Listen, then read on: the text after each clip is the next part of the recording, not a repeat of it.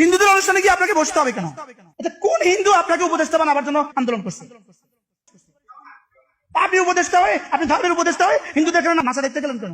কিসের রাষ্ট্রীয় দায়িত্ব?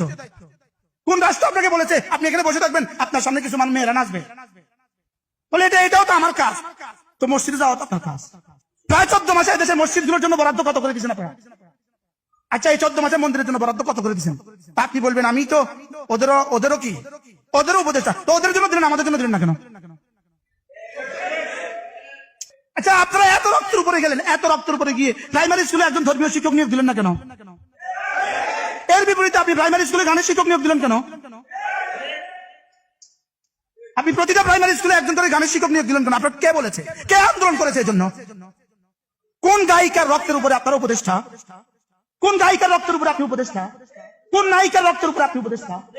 আর সামনে কোন গায়িকার নায়িকা আপনার জন্য রক্ত দিবে?